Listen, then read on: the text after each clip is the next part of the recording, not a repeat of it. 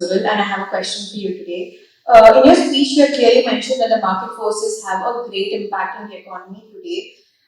Do you think the recent Hindenburg report is entirely credible? Because it appears that the report is designed to destabilize the Indian economy and capital markets and fuel and create chaos and to unseat Modi ji. And even in the recent tweet, you clearly mentioned that the SEBI chief must, step down. I would like to say that Hindenburg clearly has a financial stake in the Adani Group's decline. Do you think that the Hindenburg report is objective, and do you think that stepping down of the SEBI chief is actually the way forward? Okay. You will respond to it one by one? Or? Yeah. From there? And there's a mic there.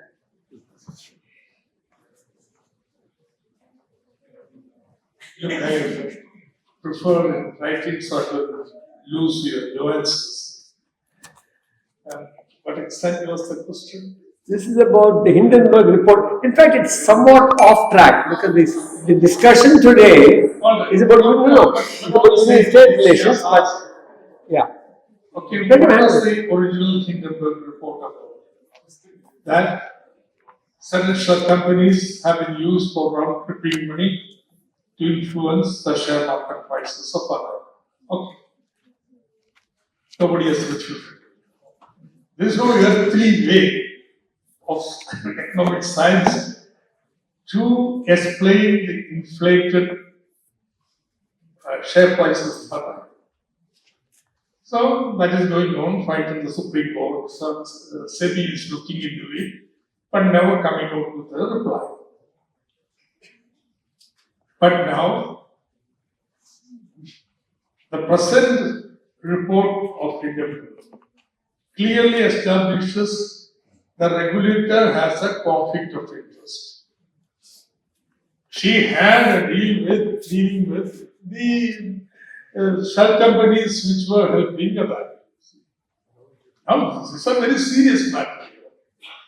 Nobody in India knew about it. Word was a discourse. So, that's a very serious matter. Already, share prices are down. Other share prices once more. Of course, a lot of people are foo-fooing, but I think it's a very serious place. Shows how our regulatory mechanism becomes totally corrupt. Politically, not independent regulator. Yeah, next. Good evening, sir. Myself, Tanishka, and I have a question for you. So, you explained about how per capita income is in a decline in the backward states. I want to ask that, is it mainly because of the migration that happens from these states to the developed states? Because you can see that a lot, majorly UP, Bihar, Chhattisgarh, these states perform as a labor cities for bigger states like Maharashtra or Tamil Nadu or Kerala. So, is it migration major cause because of the decline in the per capita income? Just think of the situation. There was no internal migration. You don't expose it. The whole Northeast India, Northern India. This is a safety valve. It does not solve the issue. They cannot find gainful employment in the state. Development is to precisely create such. And therefore, definitely, it has eased the problems in the labor sending states. You see, the stages of states change over time. For example, migration to Kerala was mostly from Tamil Nadu, say 30 years back.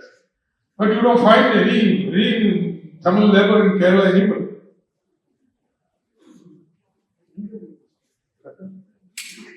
Louder.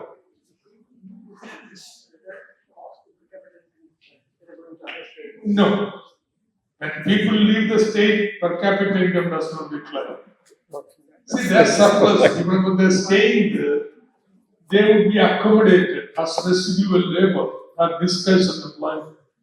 Therefore, their withdrawal is not going to make any collapse in the economy. The per capita income level doesn't come. But this is an additional remittances which comes into the state. That's how I look at it. Any other questions? Let's see, one, I see there, anybody else? That's it. We'll take that, we'll be done with it. Yes. Thank you, sir, for the session. I wanted to ask about the center criticizing states for using freebies and giving social welfare schemes in the form of freebies. So, is states actually being financially irresponsible, or is it just center just preventing these social welfare schemes from being rolled out? Look, there is no way you can differentiate between freebie, useless spending money, and something social support systems. Say, school feeding program in Tamil Nadu.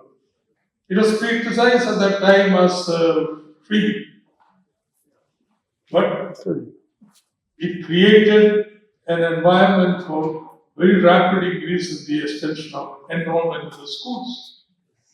So they had to be judged in this context. So there can be no doubt on this.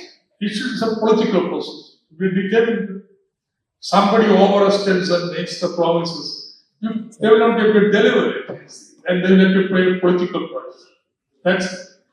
There is no central authority that can determine what is freebie, what is not freebie.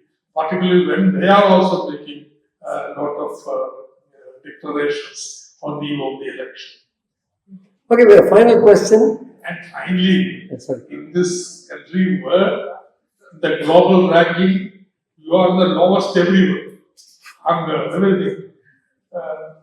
I think these are very important support systems, but what are called freebie. Yeah. Hello sir, my name is Tarun. I wanted to ask you a question that during the session you raised the point that every federal state should have the autonomy to choose which fiscal model or what fiscal aspiration they follow. But if you look at the natural logic of free market, isn't this a redundant question that in a highly capitalistic neoliberal economy we can expect the ruling class to fund a state like Kerala, which follows a welfare not even a socialist but a welfare capitalistic model. So, don't you think the premise of the question whether union-state fiscal relationship should be analyzed differently? Because the premise of the question comes from a really innocent and misguided presumption that in a capitalistic democracy, even in terms of state and not just individuals, you can have something like equity. Like it's like, in like more colloquial terms, it's like going to your RSS MLA and asking him to funds to build a mosque in the locality. See, COVID has left me with some little bit of hearing. Certain sounds I can very well understand. Last question I could. I couldn't. You say it briefly, can you put it in one line? One line. Okay, you talked about union-state fiscal relationship, but You talked about union-state. Yeah, I got that. You talked about union-state fiscal relationships. Yes. but in a national economy which is neoliberal and market-centric, is it illogical to assume that they would fund a welfare capitalist state like Kerala? Is it illogical to assume that? You know, okay, let me.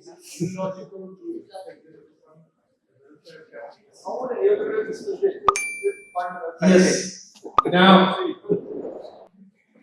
basic criticism like FRP evaluators, they assume one cap will fit everybody. Doesn't. India is a very diverse country. Conditions and aspirations of people are different. And therefore, you can't put the same law. I would say, I would be irresponsible that you can borrow any level and so. So I have a very precise time frame.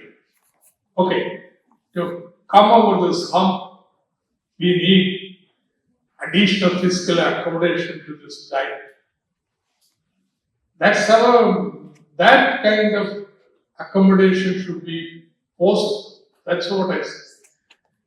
Now, does it conflict with the neoliberal overall strategy? That is the point that you're making. Yes. It does. What I am trying to do, what we are trying to do in Kerala is, within the limits imposed by the system, we are trying to have an alternative to the extent possible. We push the system to the limit and see if they close it like this, we'll try something else. Yeah. So there is a perpetual target pull going on. That's how I see it.